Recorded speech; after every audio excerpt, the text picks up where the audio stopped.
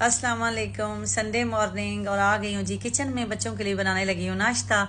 और नाश्ते से पहले मैंने कहा ये साग को ज़रा तड़का लगा लूँ, क्योंकि सालार भी बड़े शौक से खाता है हमारे घर में। तो हैप्पी साग सीज़न स्टार्ट हो चुका है, तो साग हमने जब खाना उसी टाइम ही इसको तड़का लगाते हैं। अगर तड़का लगा के रख देना तो नेक्स्ट डे आप जब उसे खाते हैं तो टेस्ट में फ़र्क आ ही जाता है। एक सिस्टर ने पूछा था कि बताएं कि स्कूल में जब किसी ग्रेड में बच्चे को एडमिशन करवाना होता है तो उसकी एज कितनी होनी चाहिए। तो मैंने कहा ये मेरे बच्चों के स्कूल की तरफ से एक सर्कुलर हमें मिला है, तो आपके साथ शेयर कर देती हूँ। आप इसका स्क्रीनशॉट ले सकते हैं, इससे आपको हर ग्रेड हर क्लास के बच्चे की एज का आइडिया हो जाएगा कि कितनी एज का बच्चा होना चाहिए तो वो किस क्लास में एडमिशन ले सकता है।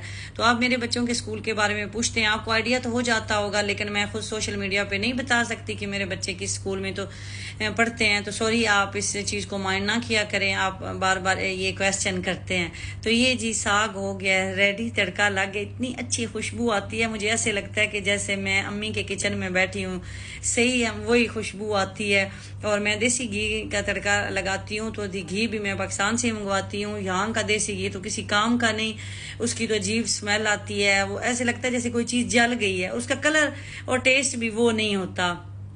और मीठी तो दही से नाश्ता कर रही है अल्हम्दुलिल्लाह। अब मीठी ने दही भी खाना शुरू कर दिया है, क्योंकि बचपन में अस्थमा की वजह से इसे दूध और दही इससे भी एलर्जी थी, लेकिन अल्लाह का शुक्र है अब जैसे जैसे बड़ी हो रही है तो काफ़ी हद तक ये चीज़ कंट्रोल हो गई है, तो अब इससे कुछ नहीं होता।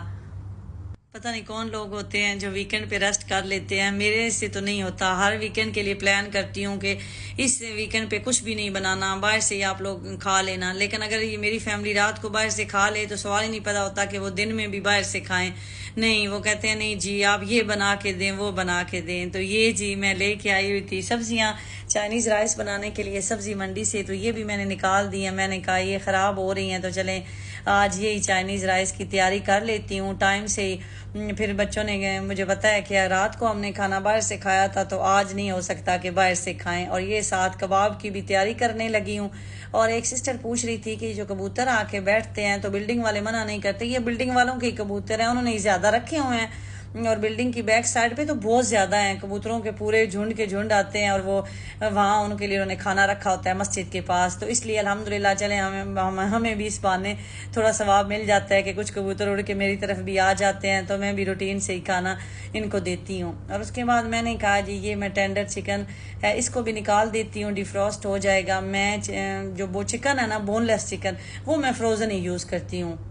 बोनलेस हांडी बनानी हो या राइस में बोनलेस चिकन डालना हो तो उसके लिए ये सादिया ब्रांड का चिकन ही बेस्ट रहता है। तो कबाब में भी मैं यही डाल लेती हूँ, लेकिन कबाब के लिए मैं कभी दूसरा ब्रांड भी यूज़ कर लेती हूँ। तो आज तो मैंने कहा चलें ये सादिया यूज़ कर लेते हैं।